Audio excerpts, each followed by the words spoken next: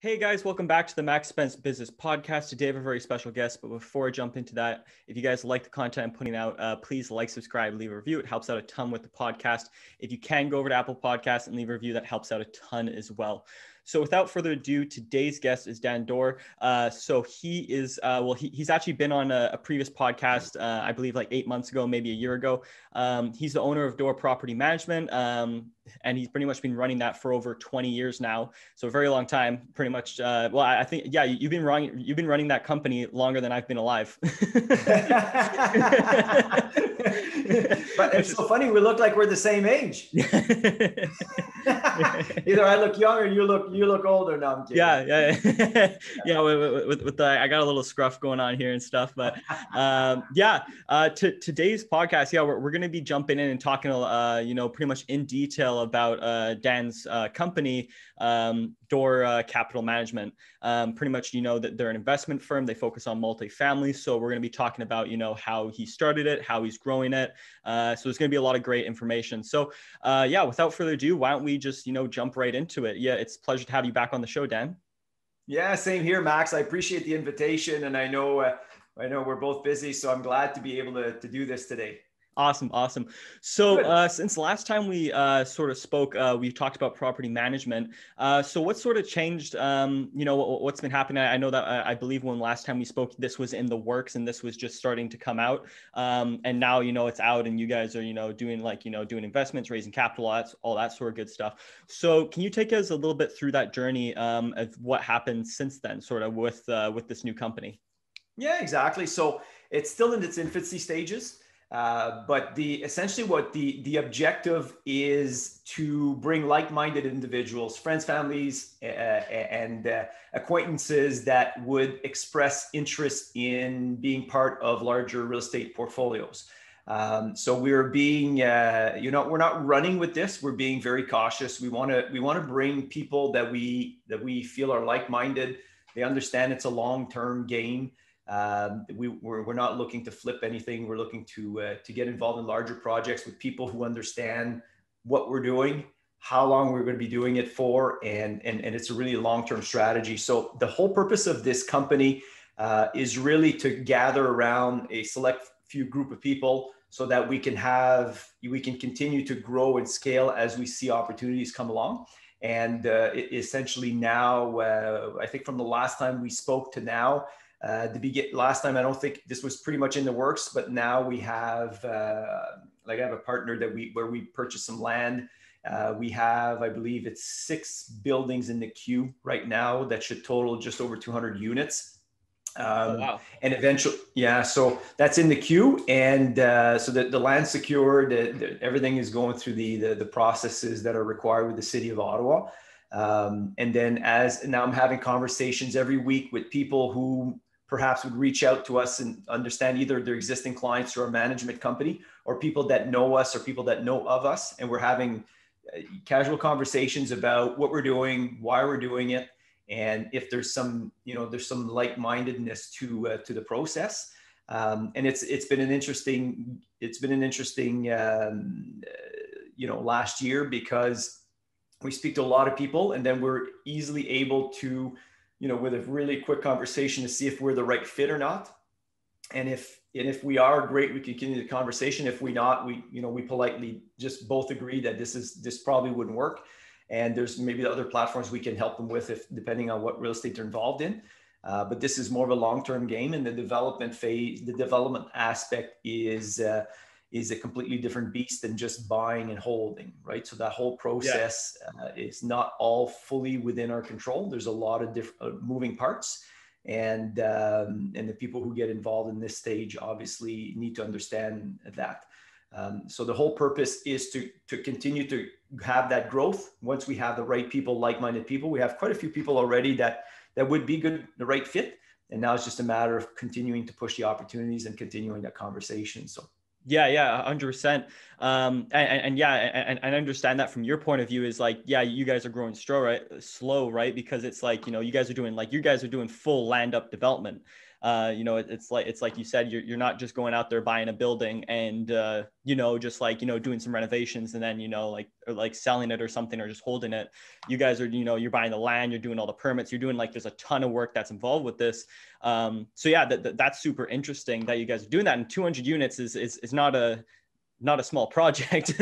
That's a very sizable Yeah, and project. it's on different parts of land. It's not all in one location. So yeah. But still, 200 units is pretty crazy. Yeah. So how did you sort of I know that you already have you've been a real estate owner since I believe the 1990s. You've owned property, right? So Yes. you have tons of experience in this arena. Have you ever done something of this size? What made you sort of start going into the land development space and actually doing ground up developments? Yeah, so essentially it's a progression. It's not I didn't wake up one day and decide this is what we're going to do. It's a progression. I had explored land development on certain properties that I owned in the past, and I realized after going through several different iterations of doing it, I realized that I needed somebody who really was deep into this game to be partnered up to be able to bring this to the finish line. Because I've bought and hold. We do property management. We do property management for third party, for other people. We understand that game very well. So that's I can speak at length to that. When it comes to the development, obviously it's a different beast. And there's people who are a lot more experienced in that realm than I was. I know a bit of it, not deep into it. So thankfully, through two common sources that both knew myself and now my developer partner, knew both of us independent and suggested that we should talk. And over several months of going back and forth, realized that we were a good fit. So we're taking that relationship. We're going to leverage that relationship because we both believe we can do well with that. And he comes from a vast experience of building condos, townhouses, single family homes, multifamily dwellings, multifamily buildings like we want to build. And he's not too keen on the property management aspect of it, whereas I don't have as obviously the experience he has of the ground up development. And but I do bring obviously all the expertise when it comes to property management. So we thought it was a really good synergy to have both of us involved, at least in that stage. And then, as the projects grow, that we likely need investors to come in either as limited partners or mezzanine loan. Who knows? We'll figure out what we need to do. But we're in a really good trajectory right now to make that happen. So it'll be interesting to see. Actually, by the tail end of this year, there should be a lot more tangible things that we can talk about for sure. So awesome. So okay, I don't know if you're able to talk about this in a little bit more detail, but that partner and I love that, and I see that a lot from people that I have on the show is a lot of people leverage their connections. You have one guy who's really good at this subject or one girl that's really good at this sort of, part of the business. Then you pair that off with somebody else and then you guys just explode because you've two experts in different fields that work so brilliantly together. So his back, was he in the construction space? How did he start out in the construction space, or was he in did he work for a real estate investment firm? What's a little bit I don't know if you can tell me a little bit about it's all construction. It's all construction. Yeah. And it was really you would build to sell. And he built his own portfolio, then wasn't keen about the whole operations aspect of it and started to exit. And then when we met, he's like, if I'd known that, we'd have this synergy, I probably wouldn't have gotten out of the industry. So no, we were getting back in, he's getting back in. And, but yeah, his experience is definitely in the construction management aspect.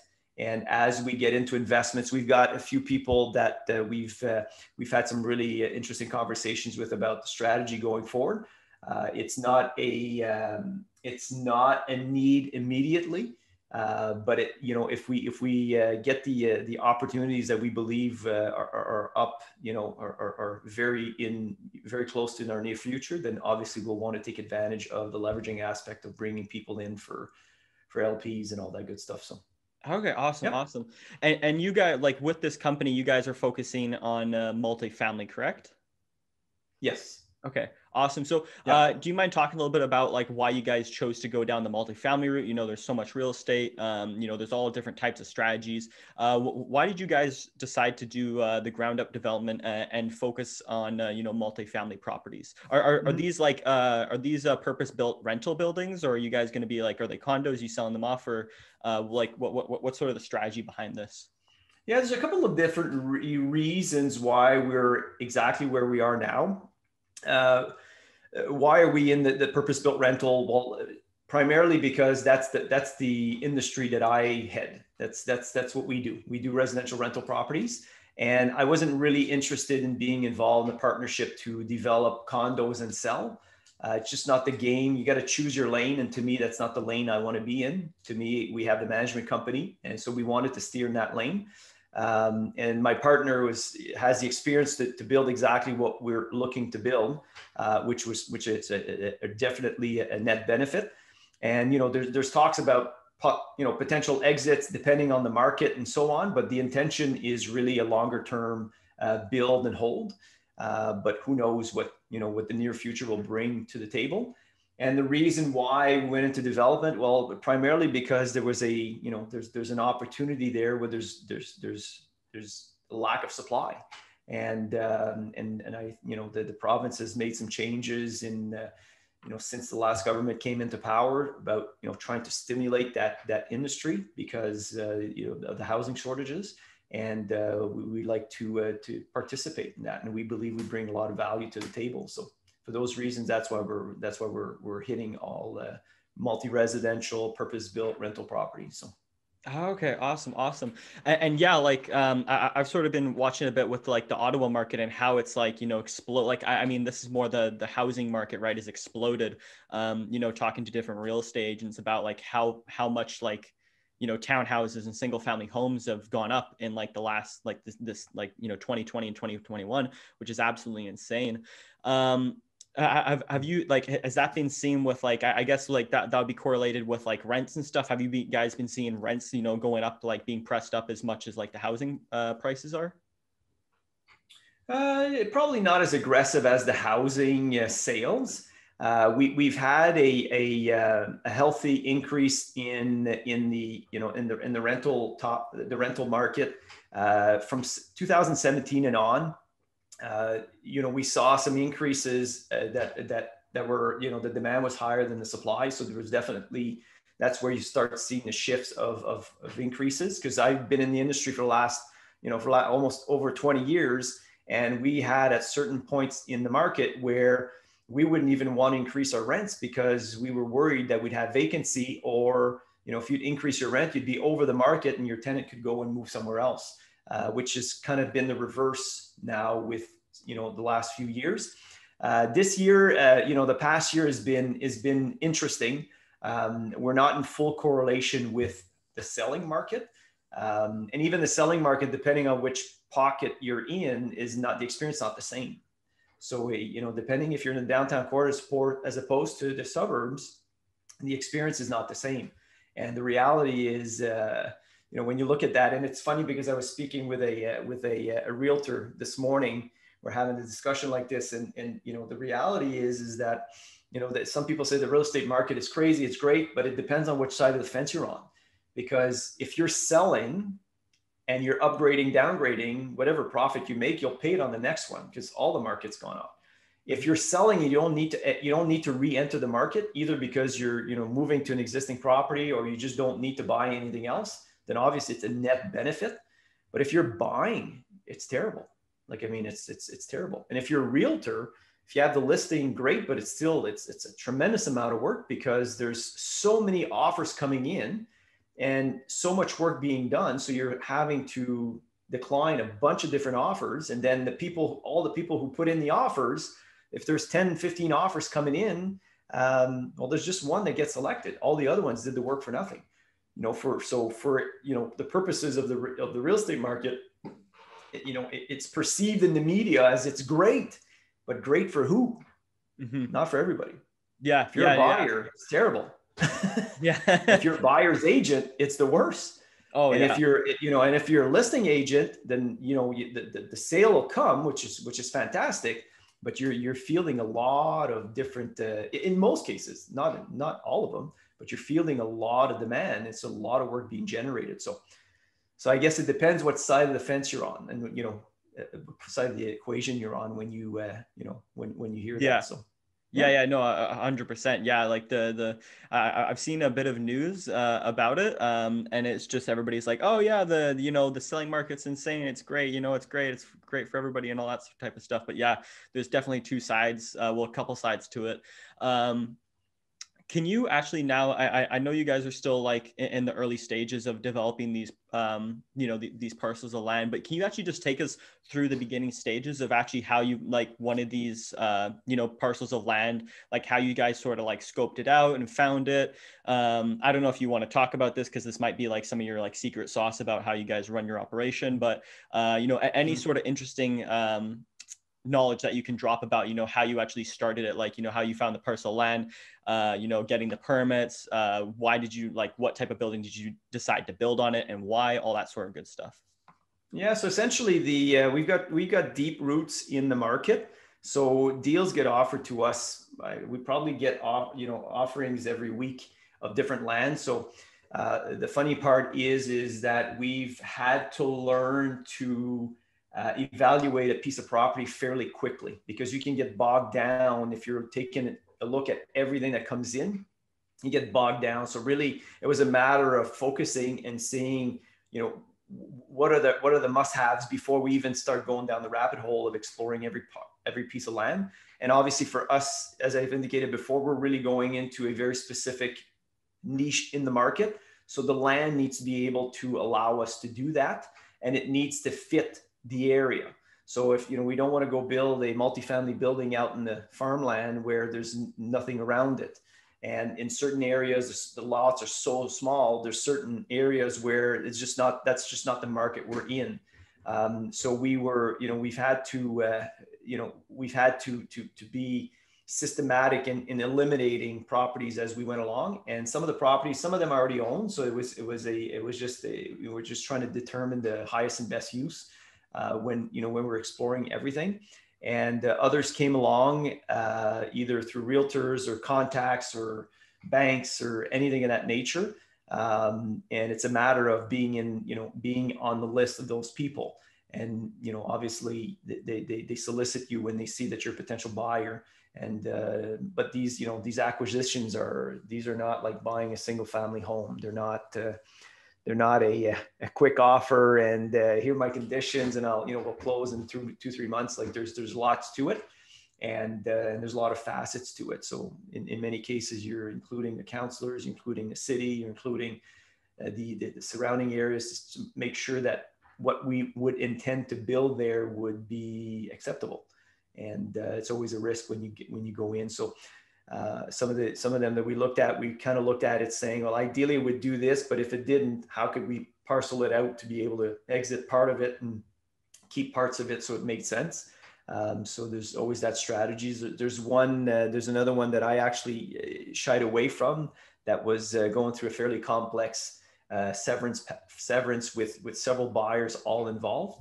And so there's always stuff happening. It's a matter of trying to see, if you got to pick your lane in many cases. It's just because so the offers for us, it's some people will say, how come, I never get deals or whichever. For us, it's kind of the opposite. The deals just keep coming in. It's a matter of filtering out what makes sense. So we're not getting bogged down on every one of them. So it's interesting for sure. So. Yeah, 100%. And I've heard that from other investors that like once you get established in the market and you're recognized as a prominent buyer and seller, people will just start throwing deals, and then you have the problem of like, okay, now we need to create systems to actually, instead of finding great deals, because you're getting so many deals at you, is actually sifting through those deals and finding the good ones out of them, right?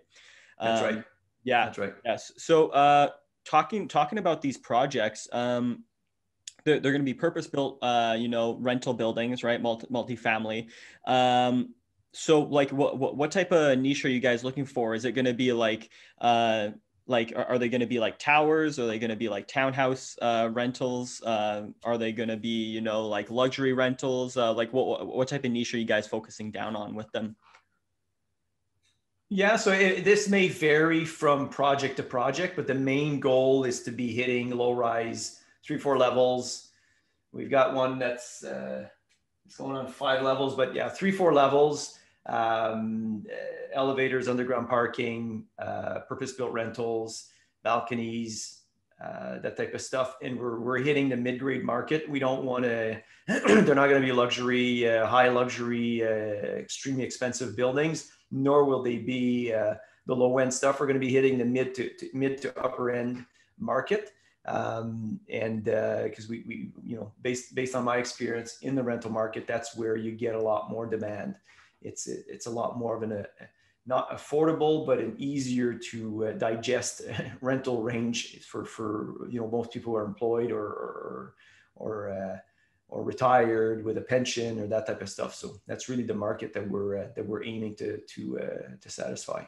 Oh, okay, okay. And then like you know, unit type, like are you guys like what's like the you know, are you guys doing like 1 bedroom, you doing 2 bedroom, 3 bedroom?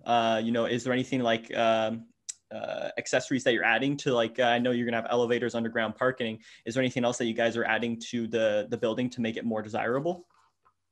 Yeah, so we're going to be sticking to 1 and 2 bedrooms. And in terms of desirables, we've got a short list of things that we're exploring to do, which obviously would serve to satisfy the needs of this market right now. You know, whether it's you know, an area where people can get their Amazon boxes delivered, whether it's you know, anything to help with security, with what people are living now. You know, there's one of them where we're exploring a car ride share option, just to limit, you know, the need for people to have cars. So there's different things being explored. I'm not saying they're all going to be included in what we do, but we're definitely exploring and taking advantage of you know, technology and options for, you know, even for people who work from home, right? Because there's a very high likelihood that trend's going to continue. You know, I don't think that this is my gut, simply my opinion, but I don't think we're never going to go back to what it was before. So you're going to have a bit more of a demand for people to have the opportunity to work from home and having, you know, either an area designated to it that they can do so that wasn't necessarily there or required before. So it'll be interesting to see. Yeah, 100%. And something that I've noticed on some buildings is like some buildings will build themselves like I've been to a couple of like buddies' places and stuff, and some of their buildings, like, you know, they might at the downstairs level, like I mean at like their sort of like lobby level, they'll have areas where it's like these like, you know, like co-working space areas, right? Which I found were really interesting. And then other like inside apartments, some of them will actually have sort of spaces that sort of seem like built for, you know, like an office, you know, inside like the unit, right? Or like an area that sort of seems like put together to sort of foster that like sort of work environment, which I thought was really interesting. Because I like you said, like I sort of agree with that. Is, you know, as internet get, like before, it was sort of like you're sort of handicapped if you didn't have good internet, right? But as time goes on, with like internet's getting better and better and better and better and faster and faster and faster, and technology is improving, like I think, you know, it's going to be easier and more effective for people to actually, you know, wake up and, you know, work at their home, right, instead of having to commute and deal with all that sort of stuff. And people are actually maybe going to preference, like, you know, like preferably want to work at home over actually going to work, right? But I mean, like, yeah, are you gonna, what did you want to say? No, I agree with what you're saying. I actually agree. So it's interesting. It depends on I think it depends on the person. Some people are itching to be in a work environment because of the atmosphere, and others are quite happy not to have to travel every day. So it really depends on what side, or you know, and depending on the work that you do, you know, some are more, it's more possible to do it from a work at home environment, whereas another one, there needs to be collaboration. You need to be on site. So obviously it depends. But I think there's definitely, I think it's going to stay. I think some of it's going to stay. You know, and it's funny. It's an interesting dynamic. Like I ask people all the time. Some people, you know, I ask them if you know, if you had your choice, would you work from from an office where you have people around you, and it's quite interesting. It's dramatically different from one person to the next. Some people, they like to have the atmosphere and the purpose of actually going to an area designated to work. They feel they can get a lot more done. And others, like myself, I'm working from home, and my productivity probably went up 30-40% just because I'm not traveling anywhere.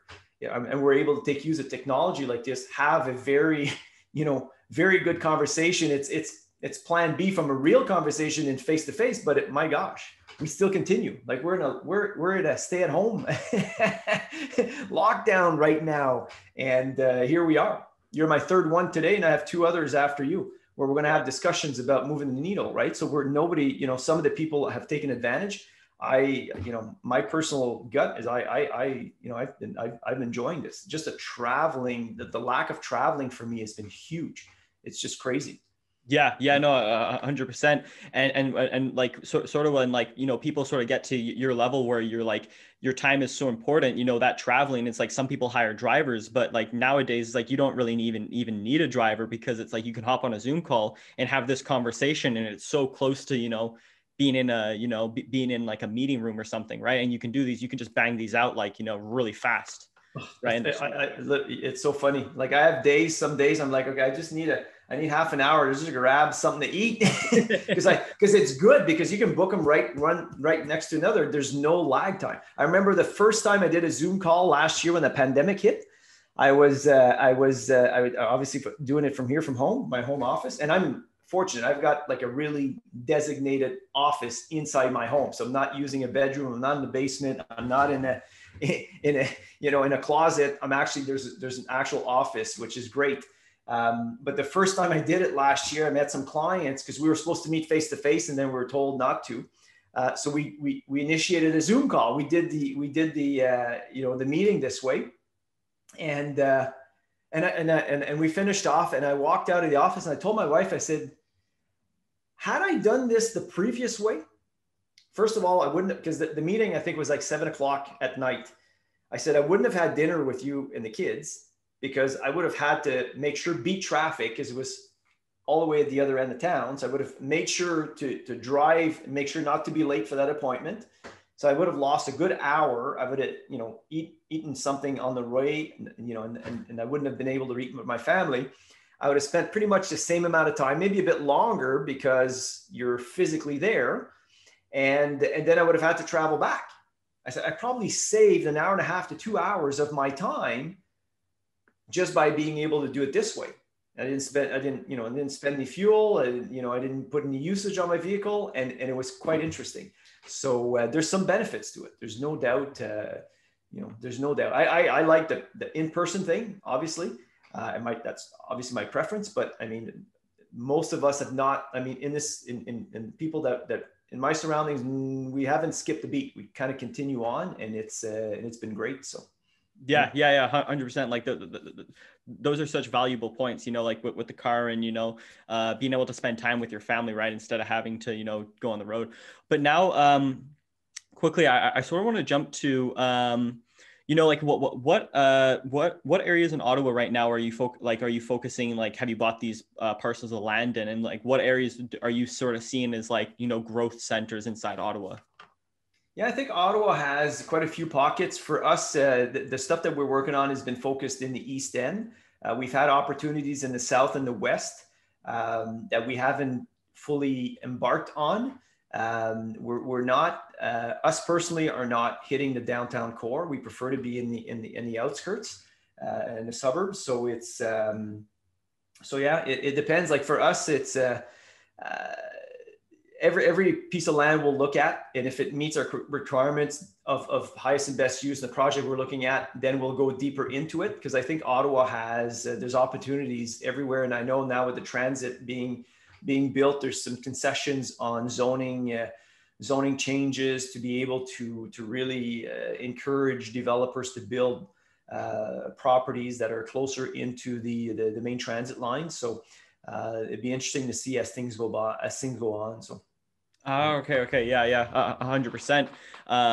So now jumping to, well, actually, sorry, one last question before we jump to that. When you first got into, like, I know you have tons and tons of experience, and we've talked previously, and stuff, and I know you have like tons of knowledge in the space. When you hopped over to like sort of the development side, were you surprised with anything at all, or did you find out something and you were like, oh, that's interesting, or like, oh, I didn't know that, or did you find anything interesting that sort of surprised you in that space, or did everything sort of like how you thought it was sort of going to be planned out, it sort of went that way? Uh, in development, you're hit with surprises all the time. Before getting involved, I didn't know exactly what was going to happen, but I knew we would have things we didn't see coming. And we're working through one now through the counselors, because I won't go into it, but it's just crazy. But yeah, I mean, we didn't expect it to be any other way. And it's probably one of the reasons why a lot of developments never actually actually come to fruition, because of all the steps that need to be taken, the risk that needs to be taken. So but yeah, no, we get hit with stuff all the time.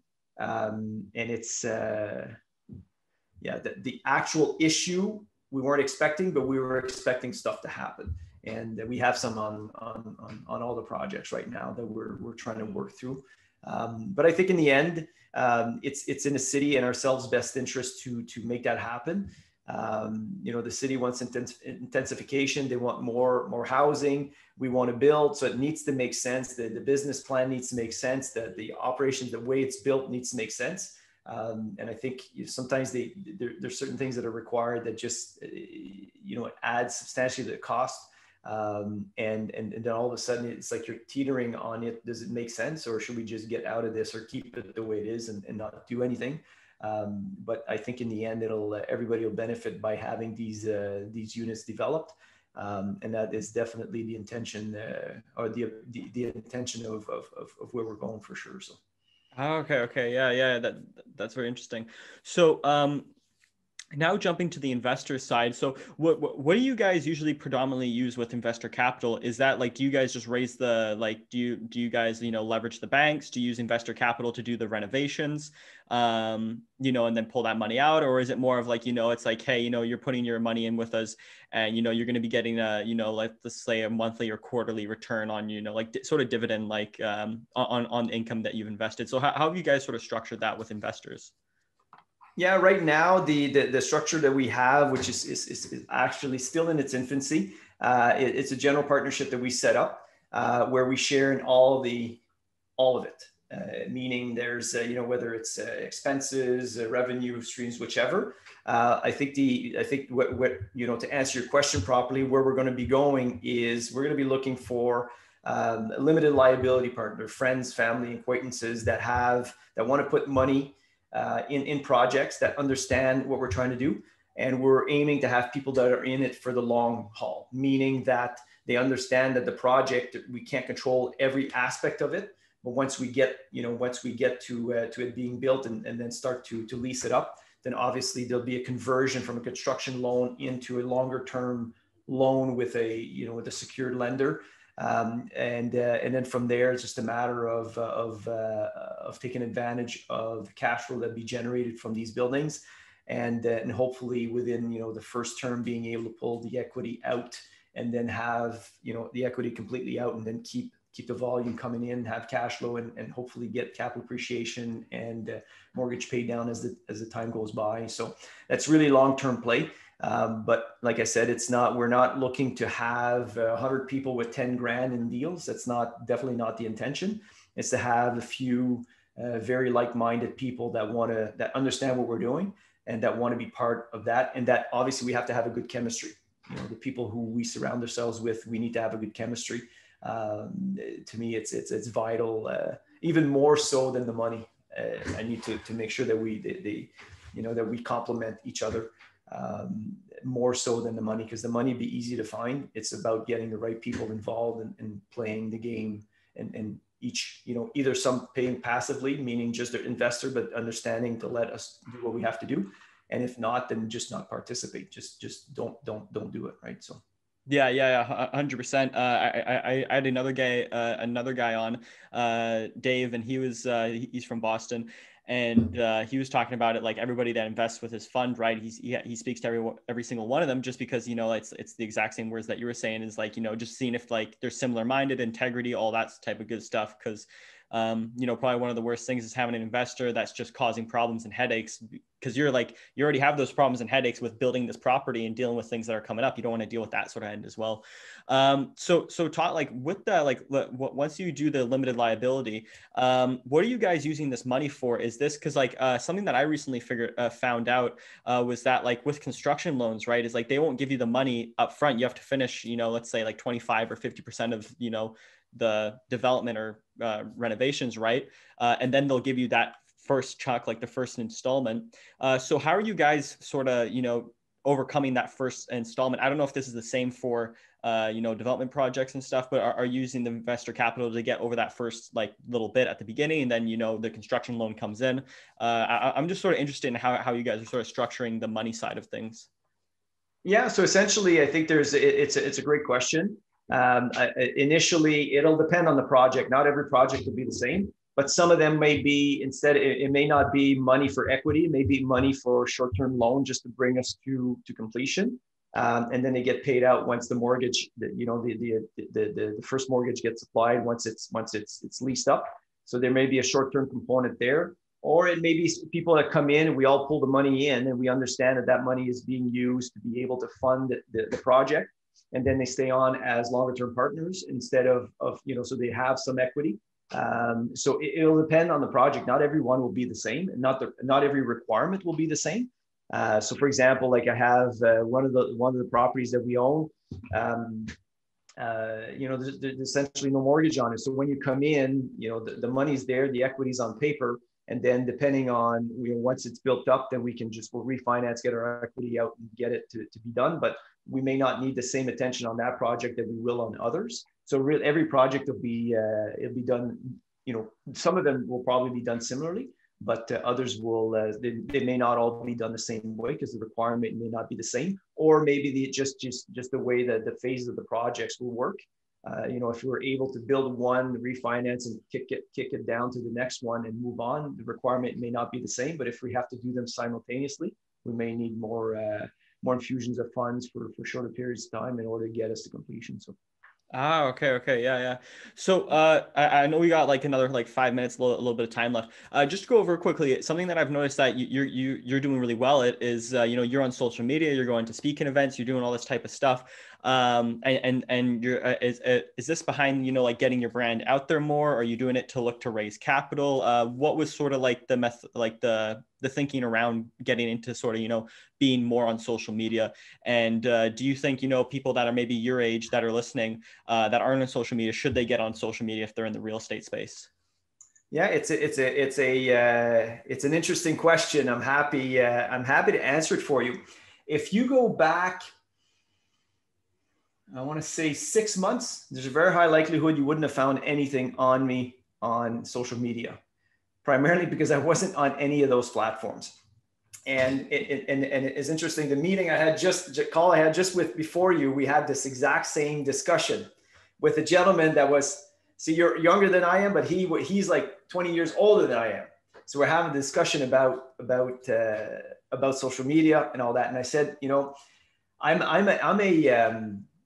a relationship type person. I like to have the one-on-one conversations, but it limits you at certain points because, when I built my business, there was a lot of that, that we went through those steps where everybody's, we have all these relationships, which is great. We have great relationships, but at a certain point, there's only so many hours in a day that you can dedicate to do that. So you're hitting the ceiling. So the social media aspect, through several mentors, were actually telling me, is Dan, there's just no way to leverage if you're not taking advantage of the tools, and you got to get more eyeballs on you to be able to bring yourself to the next level, or else you're okay, you're doing well, but you're limited. So that was the whole reason behind getting on social media and start having discussions with more people in one post.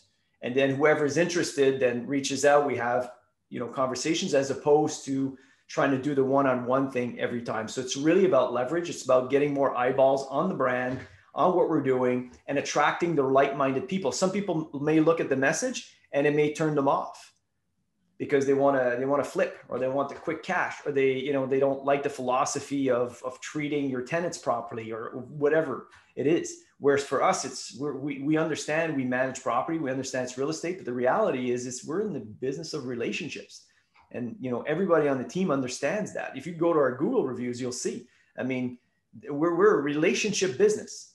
And so when it comes to social media, it was really about taking those tools to just leverage that message out.